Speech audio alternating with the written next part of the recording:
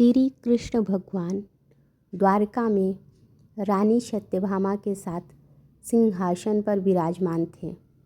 निकट ही गरुड़ और सुदर्शन चक्र भी बैठे हुए थे। तीनों के चेहरे पर दिव्य तेज झलक रहा था।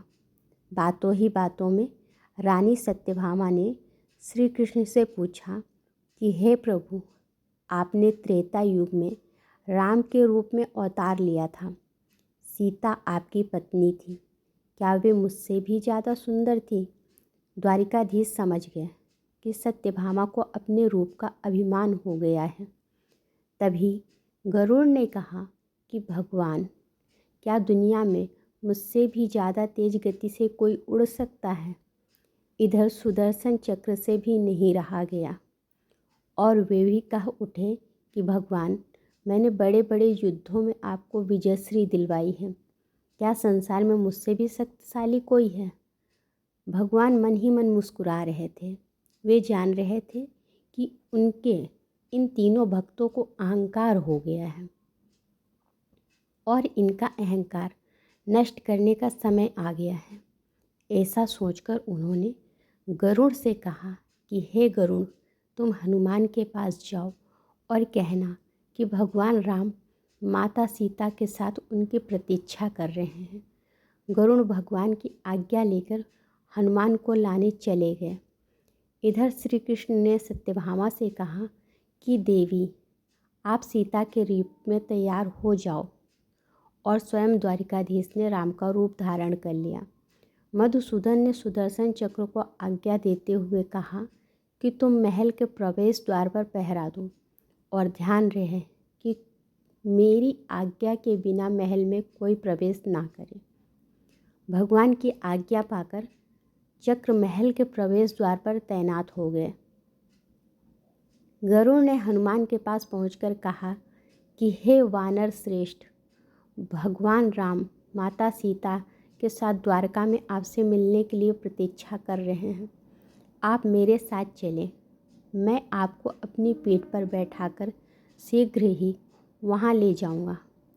हनुमान ने विनयपूर्वक गरुड़ से कहा, आप चलिए, मैं आता हूँ। गरुड़ ने सोचा, पता नहीं अब बूढ़ा वानर कब पहुँचेगा। खैर, मैं भगवान के पास चलता हूँ। यह सोचकर गरुड़ शीघ्रता से द्वारका की ओर उड़े। पर यह क्या, महल में पहुंचकर गरुड़ देखते हैं कि हनुमान तो उनसे पहले ही महल में प्रभु के सामने बैठे हैं। गरुड़ का सिर लज्जा से झुक गया। तभी श्री राम ने हनुमान से कहा कि पवनपुत्र, तुम बिना आज्ञा के महल में कैसे प्रवेश कर गए? क्या तुम्हें किसी ने प्रवेश द्वार पर रोका नहीं? हनुमान ने हाथ जोड़ते हुए सिर झुकाकर अपने मुंह से सुदर्शन चक्र को निकालकर प्रभु के सामने रख दिया। हनुमान ने कहा कि प्रभु, आपसे मिलने से मुझे इस चक्र ने रोका था, इसलिए इसे मुंह में रख मैं आपसे मिलने आ गया। मुझे क्षमा करें। भगवान मन ही मन मुस्कुराने लगे।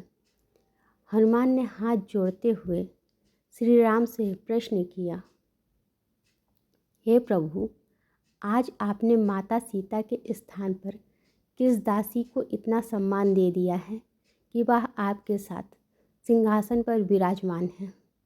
अब रानी सत्यभामा का अहंकार भंग होने की बारी थी। उन्हें सुंदरता का अहंकार था जो पल भर में चूर हो गया था। रानी सत्यभामा, सुदर्शन चक्र व गरुड़ जी तीनों का गर्व चूर चूर हो गया था। वे भगवान की लीला समझ रहे थे। तीनों की आंखों से आंसू बहने लगे और वे भगवान के चरणों में झुक गए। अद्भुत लीला है प्रभु की। अपने भक्तों के अहंकार को अपने भक्त द्वारा ही दूर किया उन्होंने। धन्यवाद।